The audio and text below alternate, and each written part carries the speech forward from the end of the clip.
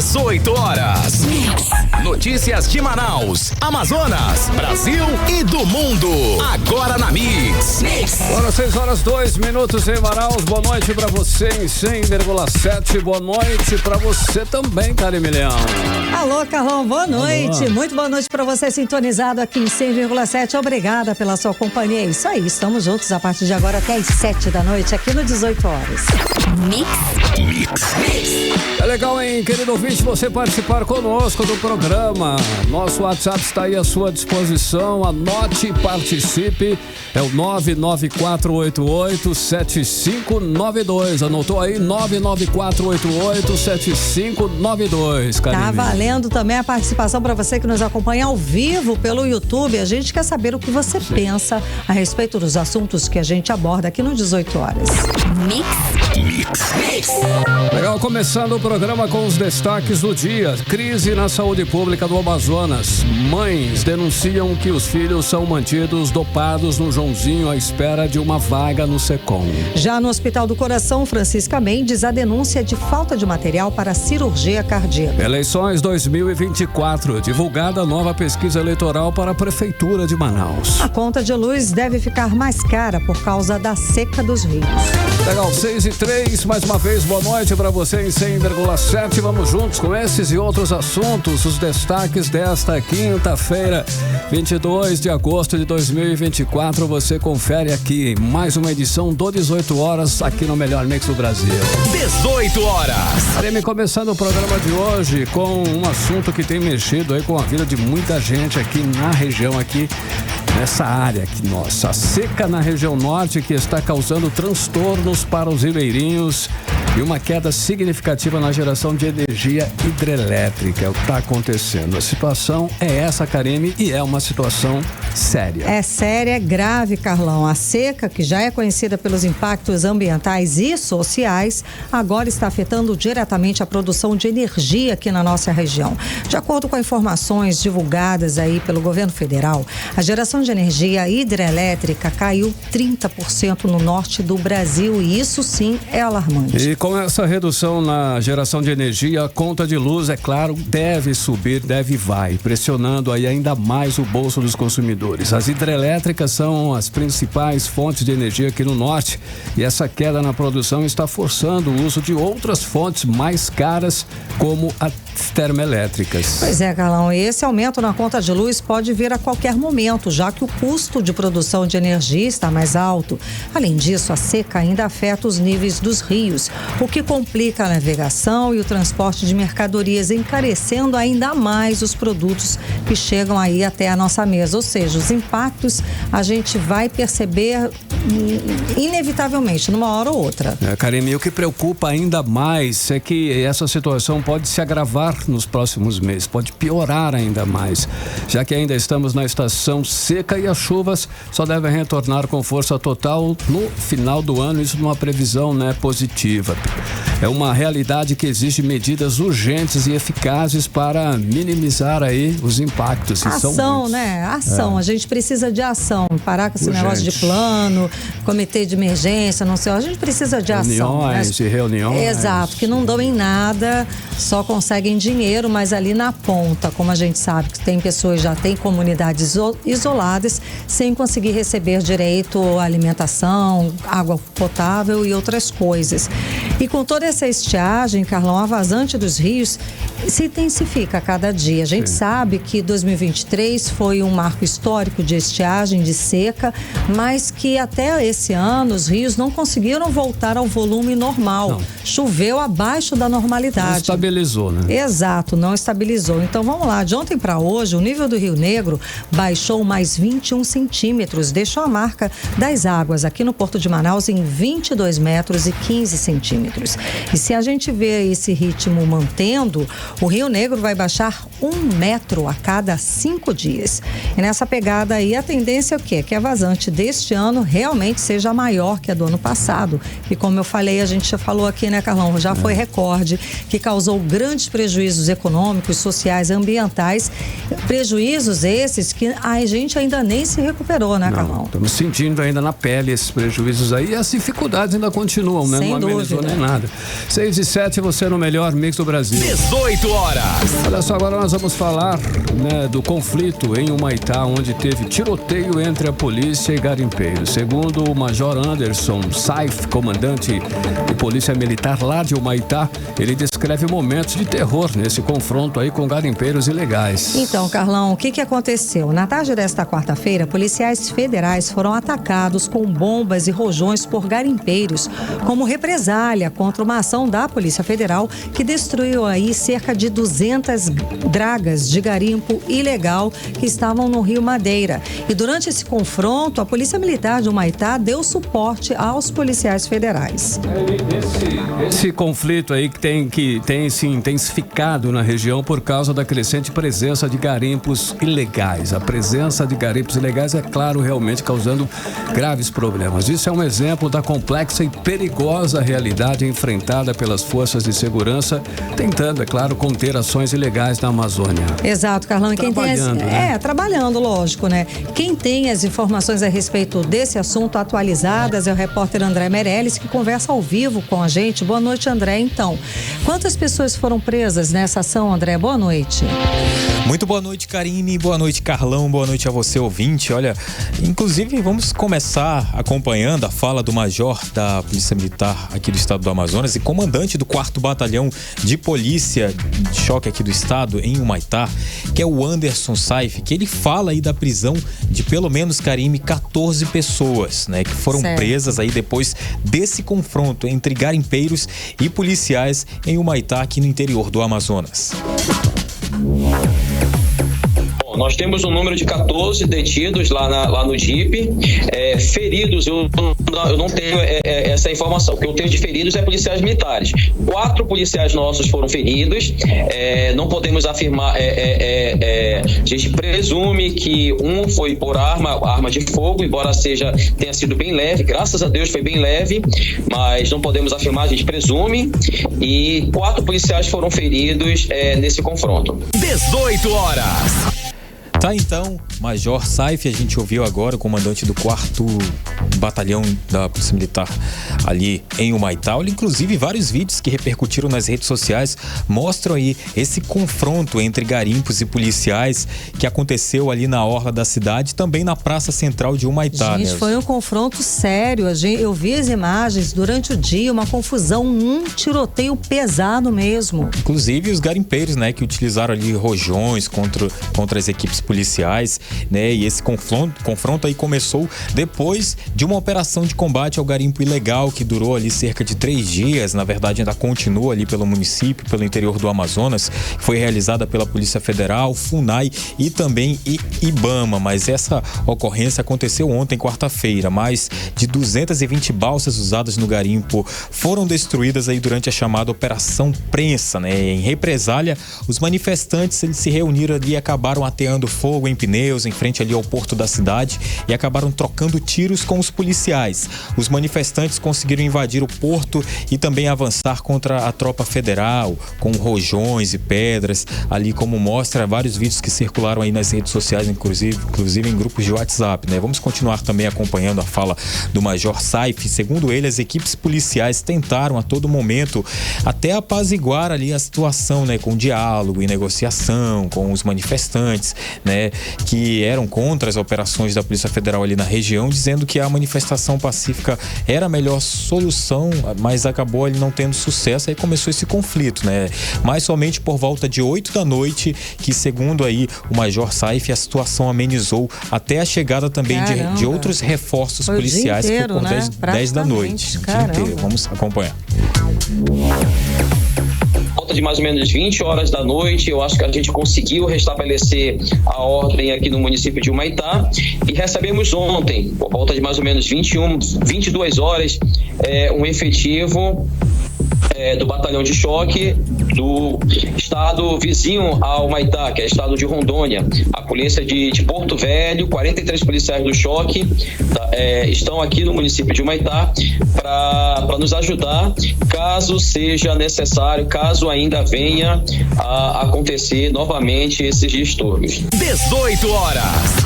Olha, ainda de acordo com o Major Anderson Saif, ali, comandante do 4º Batalhão da Polícia Militar aqui do estado do Amazonas, a situação até o momento está em ordem, né? E a polícia ali de Humaitá está, né? Os policiais militares estão ali de olho. Tem um reforço ali na segurança da cidade, né? Exatamente. Olha, por meio de nota, a Secretaria de Estado de Segurança Pública aqui do Amazonas disse que acompanha a situação em Humaitá e que está com o efetivo da Polícia Militar do Amazonas atuando na manutenção e preservação da ordem pública em conjunto com os policiais da Delegacia Interativa de Polícia Civil aqui do município, né? A Polícia Federal diz que o garimpo ilegal na região, além de causar danos ao meio ambiente, à saúde pública em virtude da contaminação do rio por mercúrio e cianeto, também interfere na cultura de povos tradicionais, em vez que áreas indígenas chegaram a ser invadidas por garimpeiros, Karine, Carlão.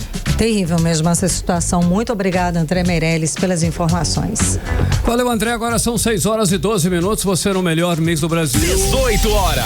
Olha só, Karine, ouvintes, agora nós vamos, né, tocar num assunto aí que inclusive é recorrente aqui, a gente vive falando nisso porque não acaba e não fica pouco. É crise na saúde pública do Amazonas. É que mães e crianças internadas no Hospital Joãozinho e que aguardam por leitos no Hospital Secom enviaram agora um pedido de socorro para que o programa 18 horas, né, Karine, denuncie. Porque parece que a gente consegue pelo menos fazer, a gente tem voz de denúncia, mas escuta esse absurdo, gente, escuta.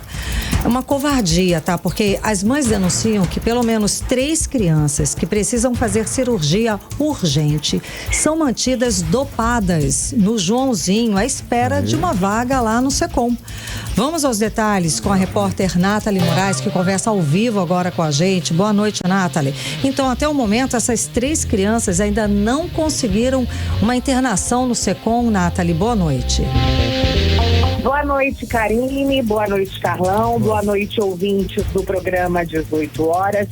Karine, esse é um drama que começou, a nossa equipe de reportagem, por exemplo, eu mesma tenho acompanhado esse drama das crianças que estão no Joãozinho e aguardam a transferência para a Fundação Secom desde dezembro de 2023. De lá para cá, aqui mesmo no programa 18 horas, nós já noticiamos, Karine, a morte de pelo menos 5 crianças que estavam nessa fila de espera. Essas pessoas, essas famílias, são famílias e pessoas que procuraram pela nossa equipe de reportagem para fazer esse tipo de denúncia. E a gente não quer voltar a noticiar isso, claro.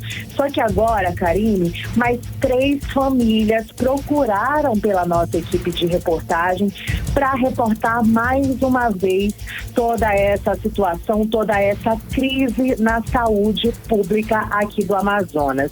E aí, Karine, Carlão, uma das crianças que aguarda essa transferência desde o dia 4 de agosto para um leito no Secom é o Arthur Alves de Oliveira. A gente está falando de um menino que tem apenas 12 anos. O Arthur está internado no pronto-socorro infantil Joãozinho, na Zona Leste de Manaus, e ele segue lutando com muita dor na cabeça. O que acontece, Karine e Carlão? Essa criança, ele tem um tumor no cérebro, né? Ele teve essa constatação depois de ter passado por vários exames, né? Ele tem um laudo que constata, que comprova esse tumor no cérebro. E aí a gente conversou com a Jaqueline Alves, ela que é mãe desse pequeno, né? Dessa criança de apenas 12 anos. E aí o que acontece? Os médicos já emitiram uma transferência urgente para essa criança para o Secom, só que o hospital de referência, né, de referência quando o assunto é câncer no norte aqui do país, não tem leito e não recebe essa criança, Karine. A gente vai ouvir agora o apelo emocionante da Jaqueline Alves, ela que é mãe do pequeno Arthur.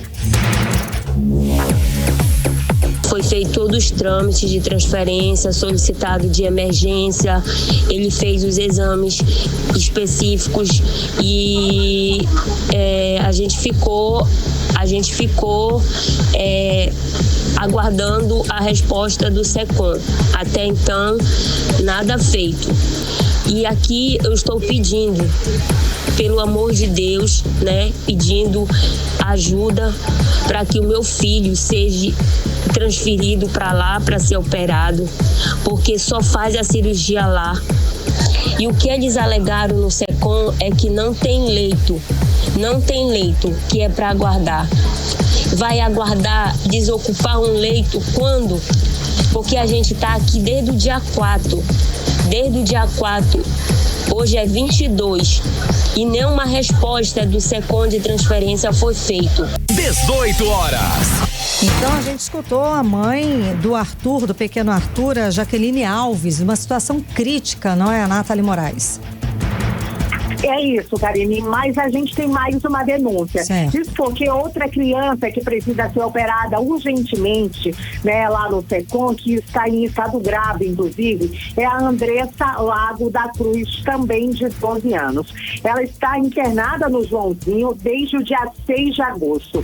A Andressa, Karine, Carlão e ouvintes, ela veio do município de Parintins, no interior aqui do nosso estado, também com um tumor na cabeça. Ela veio em busca de um tratamento melhor, com uma melhor qualidade aqui na nossa capital, mas infelizmente esse tratamento não foi encontrado, já que o SECOM segue sem leito e não tem uma situação muito diferente lá do município de Parintins.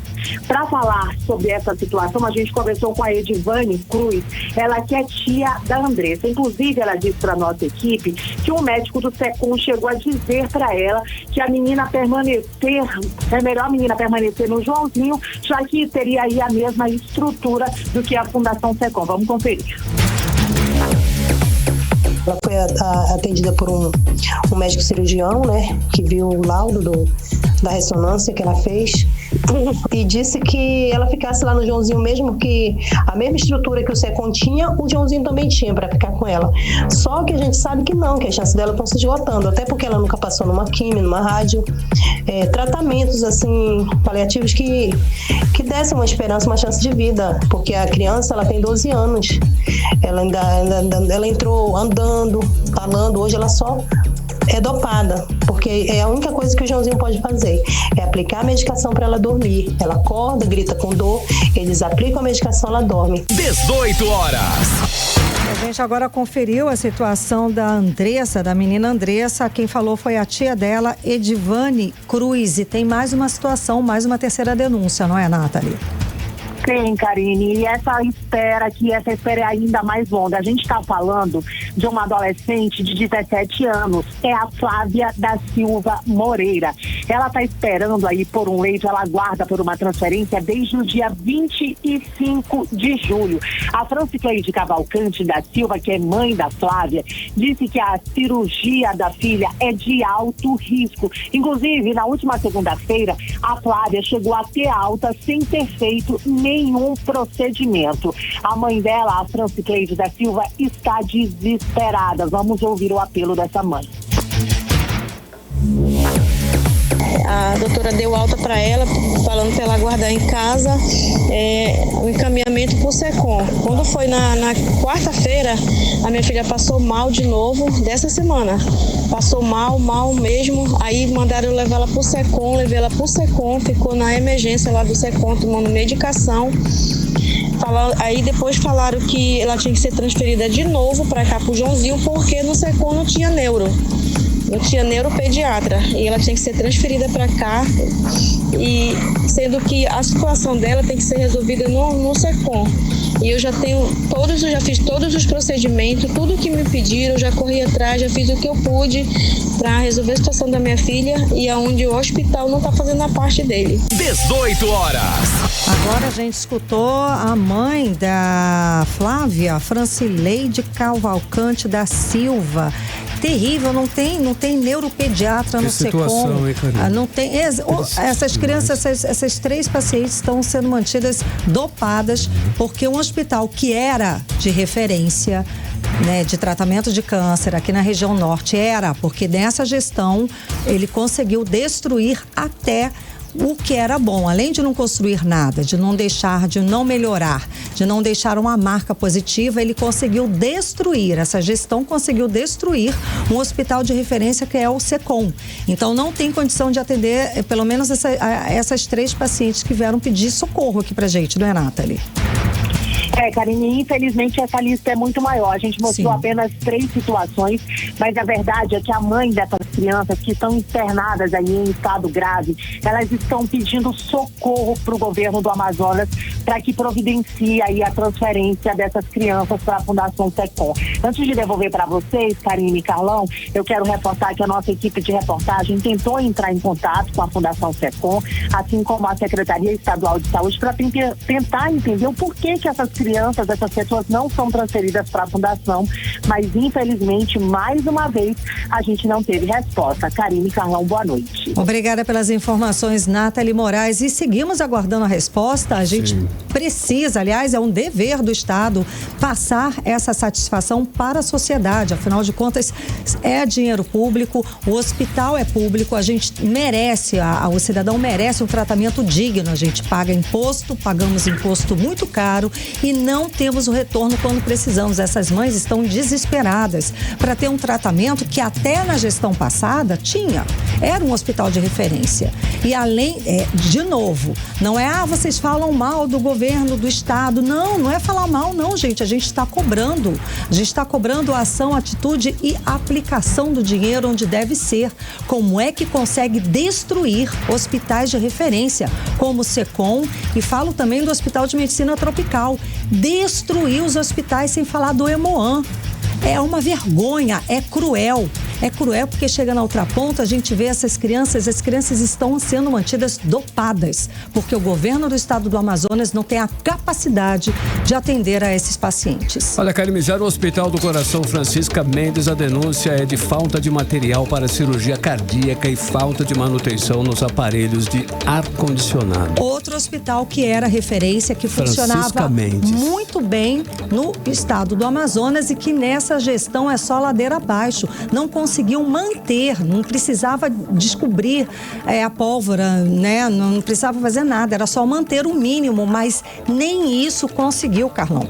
Essa denúncia foi feita por uma técnica de enfermagem que, inclusive, trabalhou na linha de frente da Covid-19. Ela mostrou o sofrimento dos pacientes aguardando as cirurgias nesse calorão sem ar-condicionado. Acontece que, por causa disso, essa enfermeira, essa técnica de enfermagem, está sendo intimidada pela direção do Francisca Mendes. A denúncia é do Sindicato dos Médicos do Amazonas e quem explica pra gente é o Diné Araújo. Em uma publicação em sua página no Instagram, o CIMEAN, Sindicato dos Médicos do Amazonas, denuncia a situação da técnica de enfermagem Ana Maria da Silva.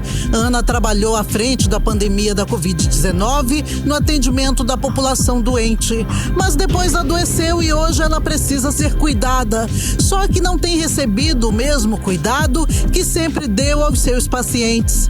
Ela aguarda há 2 meses e 20 dias no Hospital do Coração Francisca Mendes por uma válvula mecânica. Só que essa espera vem com outro sofrimento: a falta de manutenção dos aparelhos de ar-condicionado do Hospital Francisca Mendes, como denunciou Ana ao CIMEAN. Eu estou internada aqui no Francisca Mendes há 2 meses e 20 dias esperando uma válvula mecânica. Sou uma técnica de enfermagem que trabalhei no Covid, fui linha de frente. Francisca Mendes é um hospital desumano, um hospital que não era para ser um hospital pra gente, não. Tá horrível aqui a situação.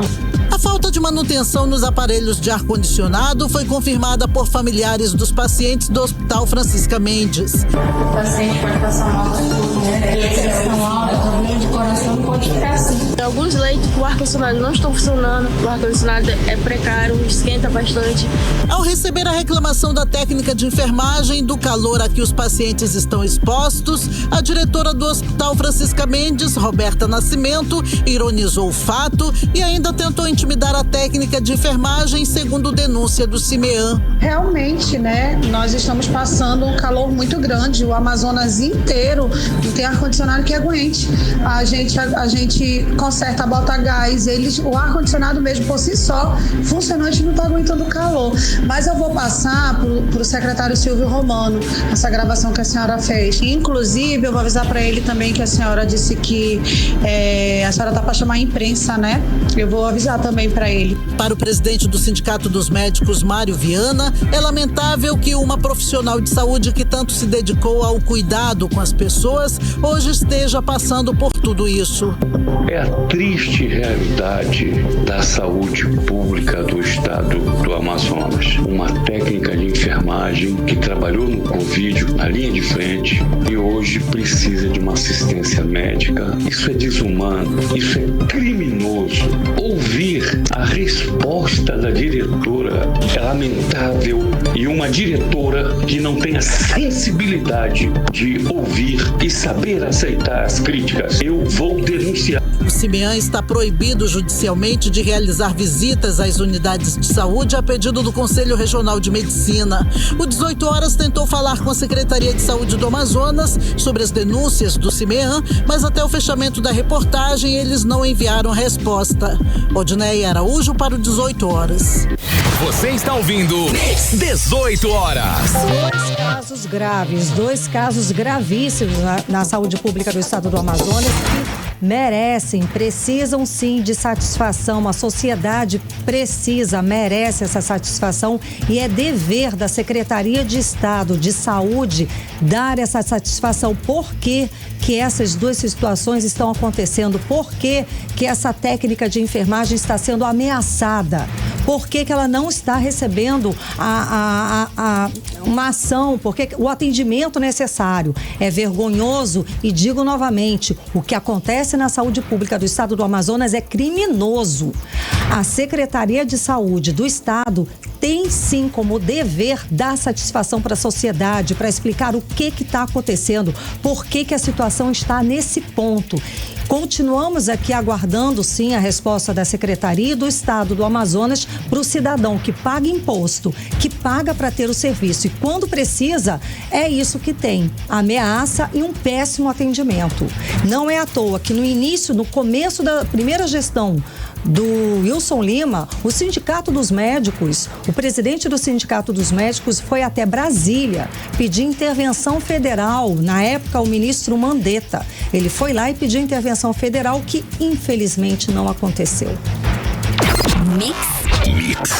Karime, agora 6 horas e 29 minutos em Manaus. Karime Leão, realmente uma situação triste, né? Gente, e vamos agora... Vamos falar de política local. Vamos passar para os bastidores da política amazonense, Karime. Vamos lá com Cíntia Blink, que já está aqui com a gente. Olha aí, o presidente Bolsonaro, que vinha para Manaus agora no dia 31 de agosto, parece que cancelou essa agenda. É isso, Cíntia? Boa noite. Boa noite, Karime. Boa noite, Carlão e todo mundo que está com a gente na 100.7.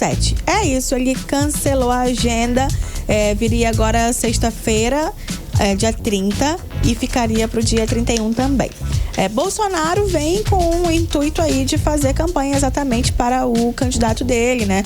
Que é o capitão Alberto Neto, que tem como vice Maria do Carmo Cefair. Candidata a vice, né, e candidato a prefeito.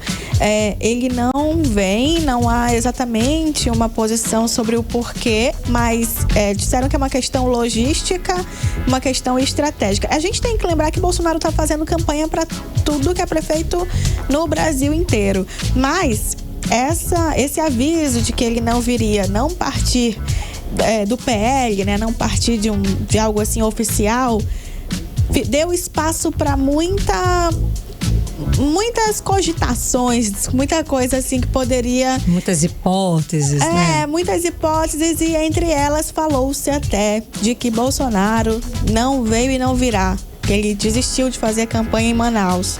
Mas conversei com as pessoas do PL e a informação que eu tenho calma, não é que ele cancelou para sempre, ele apenas adiou, justamente por essa carga de ter que fazer campanha para todo mundo.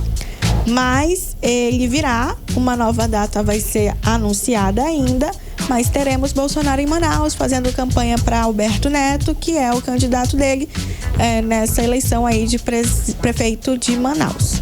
E faz sentido que ele venha, né? Já que investiu tanto em Manaus, veio tantas vezes a Manaus enquanto esteve presidente e depois sem o mandato também.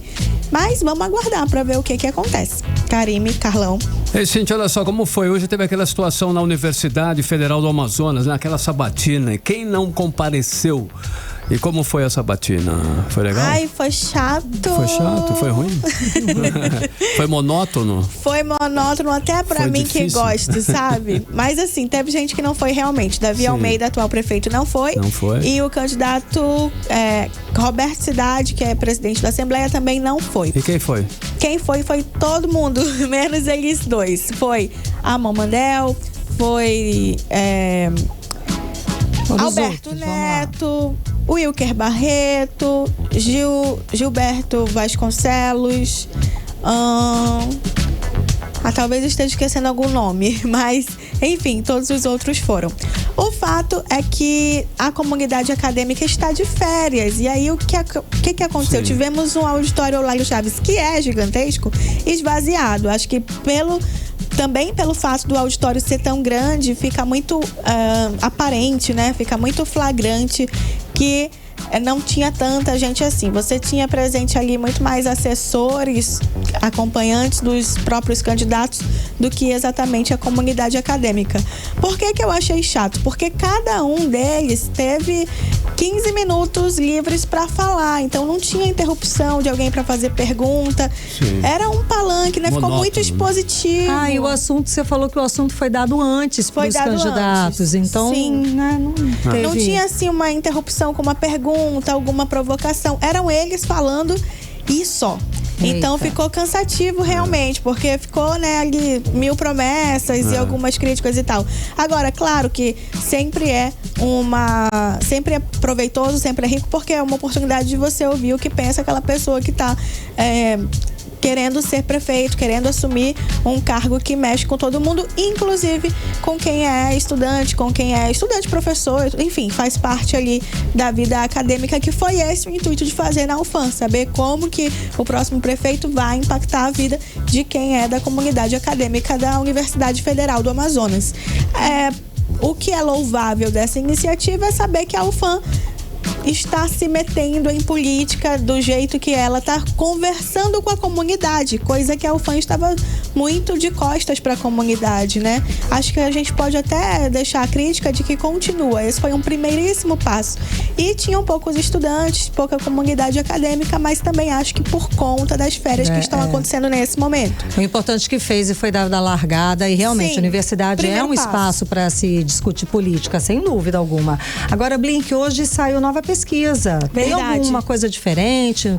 Tem algum número diferente? Conta pra gente. Olha, a gente pode falar que Davi Almeida e a Mamandel permanecem ali nas primeiras colocações, né? Se a eleição fosse agora em agosto, a gente teria Davi e Amon indo para o segundo turno, mas os números, eles contam alguma coisa de novo, sim, porque a gente tem Davi Almeida com 31,10%, a Mamandel com 23,5%, é uma distância considerável, Roberto Cidade com 13,1%, Alberto Neto com 12,9%. A gente tem um Roberto Cidade e um Alberto Neto praticamente empatados, mas esse terceiro lugar não ameaça chegar num segundo turno por enquanto, né? A gente teria que ver aí uma curva de tendência, o que pode vir a acontecer, mas por hora a gente consegue afirmar, de acordo com os números apresentados aqui pela pesquisa eleitoral da EAS, que Davi Almeida e Amon seguiriam aí para o segundo turno caso a eleição fosse feita por agora. Marcelo Ramos aparece com 4,3% e o Wilker Barreto com 1,4%. E Gilberto Vasconcelos com 0,6%. Ele não pontua 1. Branco e nulo ou nenhum, nós temos 7,5%. Não sabe, não respondeu, 5,6%. Achei até números baixos, né? Porque a gente trabalhava com esses números num percentual tão maior. Verdade. Quando o assunto é rejeição, nós temos aí Marcelo Ramos.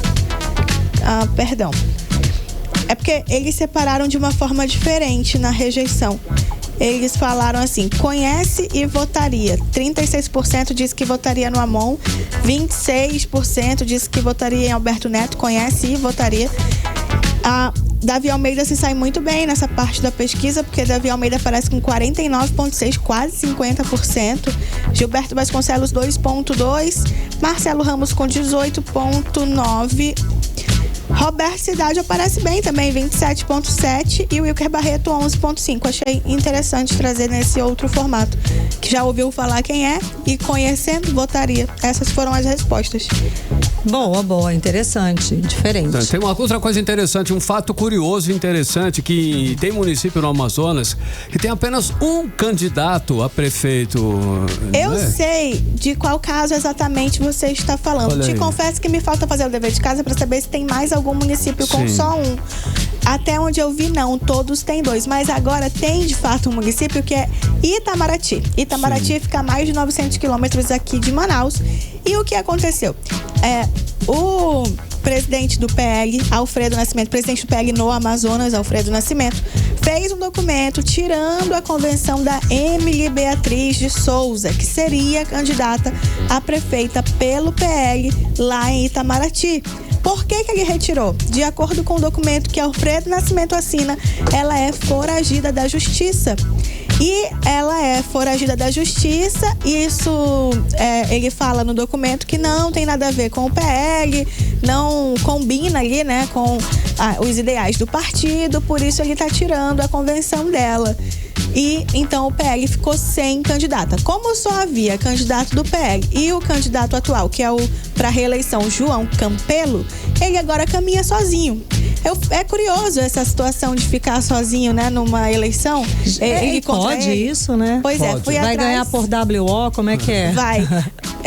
Tem outras mais de 200 cidades pelo Brasil que estão só com uma candidatura.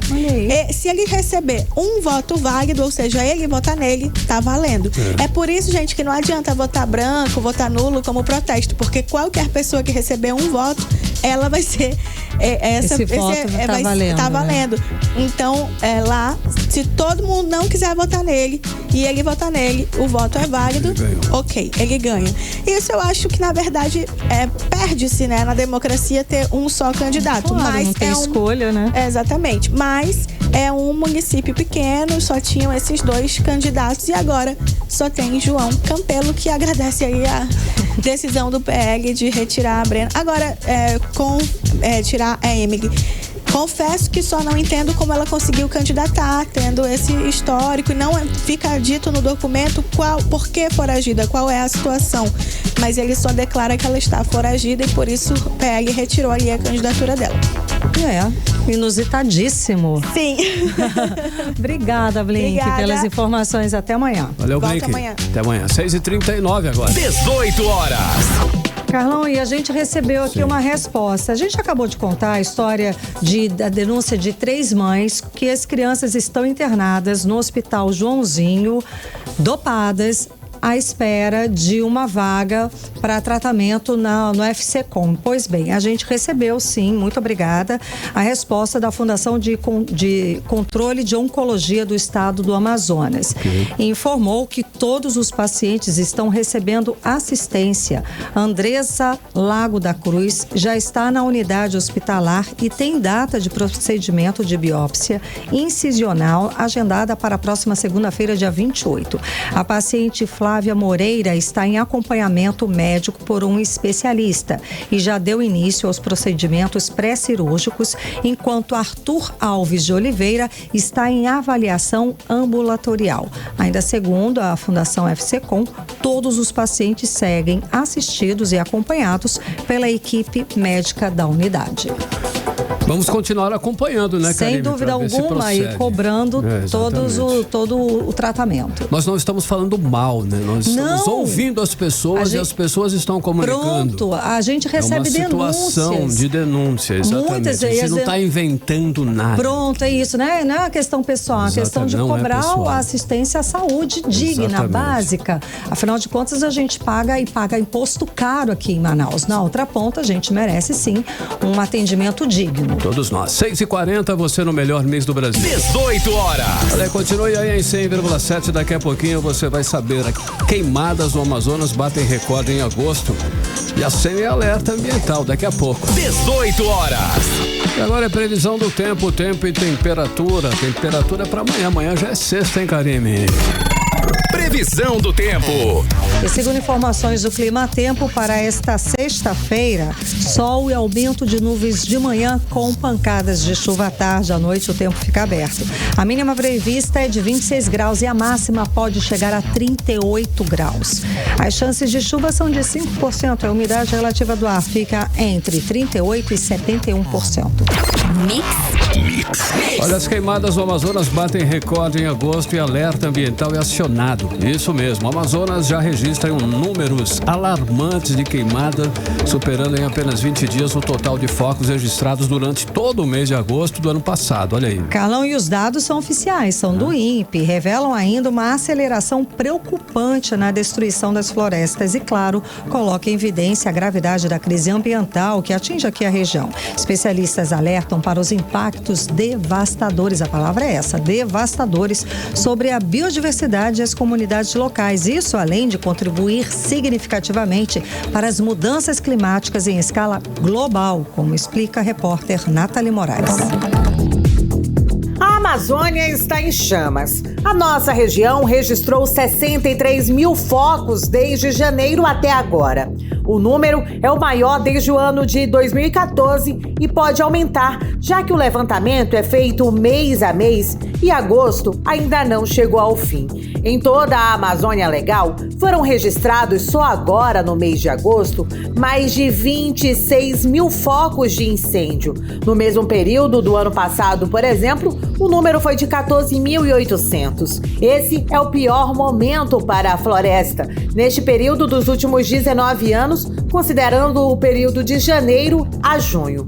O governador Wilson Lima afirmou nesta quarta-feira que mais de 70% dos focos de incêndios registrados aqui no Amazonas acontecem em áreas sob responsabilidade e fiscalização do governo federal. Tem que ser um trabalho em conjunto, tem que ser um trabalho de todo mundo. Nesse momento, por exemplo, nós estamos com 400 homens em campo, sendo 100 do governo federal e 300 do governo do estado, e a gente está mandando mais 200 nos próximos 10 dias. Essa declaração veio depois de uma reunião geral em Brasília com representantes do governo federal e chefes de estado. O objetivo desse encontro foi discutir a crise climática do Brasil.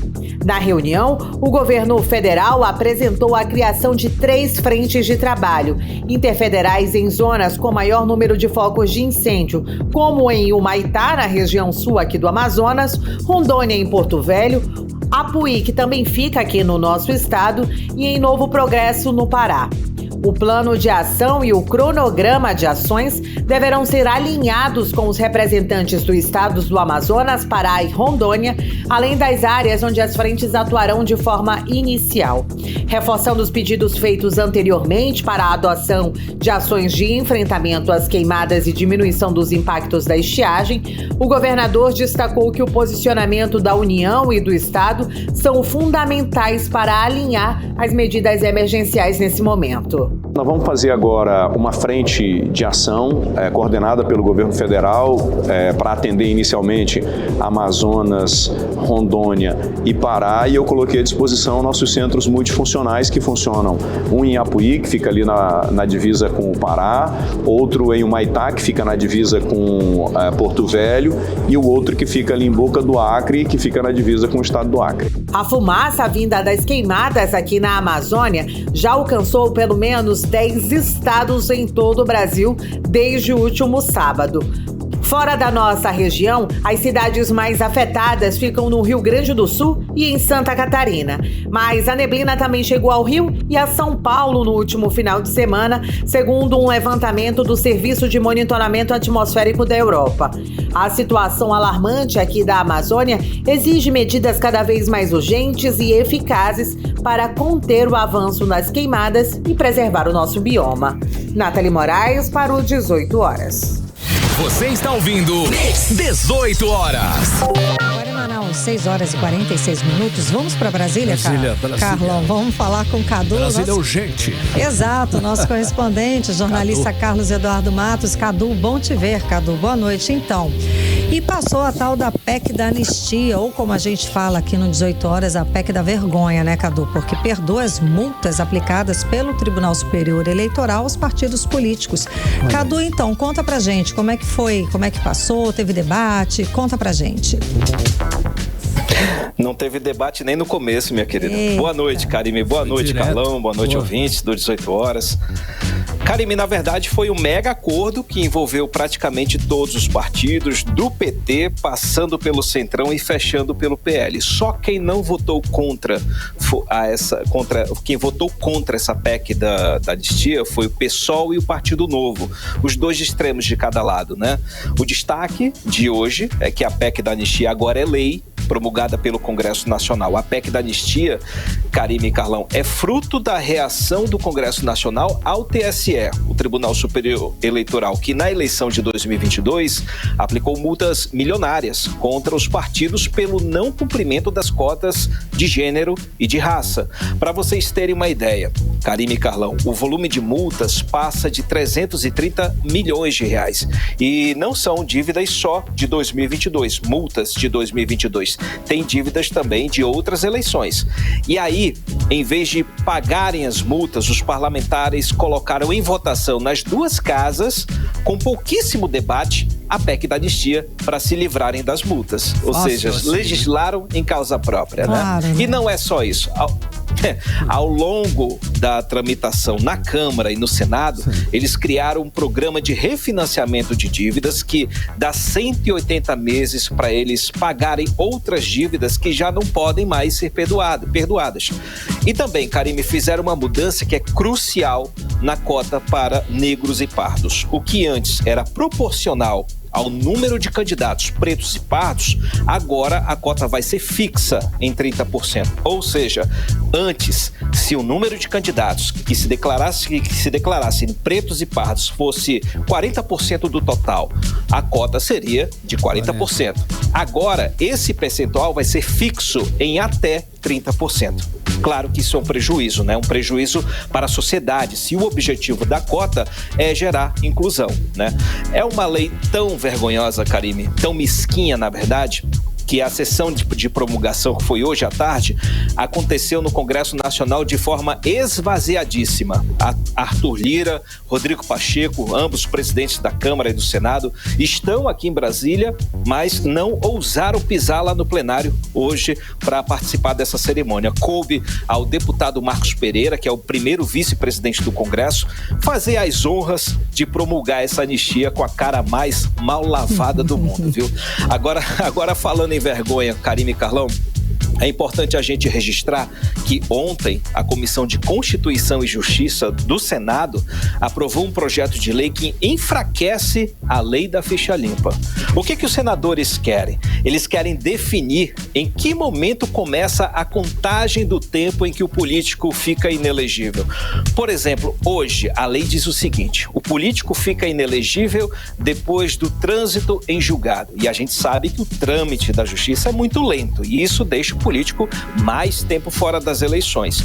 E por meio desse projeto, Karime e Carlão, os parlamentares querem que esse tempo digamos assim, da inelegibilidade, ela comece a partir da decisão judicial que decreta a perda do mandato, ou a partir da eleição em que ocorreu o crime político, ou a partir da condenação pelo colegiado do tribunal, ou a partir da renúncia do mandato. Ou seja, o tempo para contar é bem mais curto. Isso beneficia principalmente o ex-presidente Jair Bolsonaro, porque ele está inelegível aí por 30 anos, né? 30 anos. E esse projeto já passou na Comissão de Constituição e Justiça e vai para o plenário provavelmente na semana que vem. Também é outro projeto acelerado que está passando no apagar das luzes. Karime e Carlão. Toque de caixa, né, Cadu? Só falei coisa boa, né?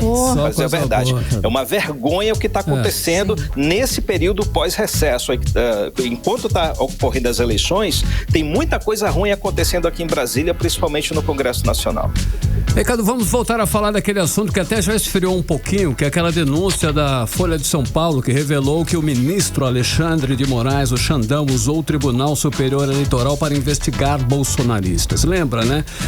E para essa denúncia o jornal teve acesso aí, é claro, a várias mensagens trocadas entre auxiliares do gabinete dele, de Moraes, com o Tribunal Superior Eleitoral. Agora, por ordem do próprio ministro Alexandre de Moraes, a Polícia Federal abriu um inquérito para investigar de quem vazou essas mensagens para a reportagem da Folha de São Paulo. Quem dedou? Quem é o X9 no processo, Cadu? Pode isso? É usar a máquina 2 vezes, né? É, Cadu? Exato. Vai caçar outra bruxa agora, ele? É usar 2 vezes. Primeiro, Carlão, você tá certíssimo, tá? Esse assunto foi esquecido porque tem outros tantos ruins, né? Agora, Carlão, como toda denúncia, ela não pode deixar de ser investigada, né? Mas o ministro Alexandre de Moraes, que é o principal personagem desse escândalo, mandar a PF investigar, aí soa imoral, né? Parece mais um indício de abuso de poder. Como você disse, a PF abriu o inquérito para investigar o vazamento das mensagens que foram parar lá no jornal Folha de São Paulo. Essas mensagens, Carlão, elas apontam que o ministro Moraes, ele usava de forma extraoficial, digamos assim, fora dos trâmites regimentais, não quer dizer que era ilegal, era fora dos trâmites regimentais.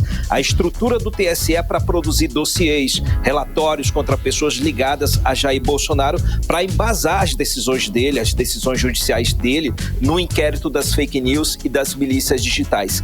As investigações da PF começaram já de forma sigilosa e hoje teve o depoimento de um dos assessores de Alexandre de Moraes, que é o servidor do TSE, o Eduardo Talhaferro. Ele era o encarregado do Comitê de Combate à Desinformação.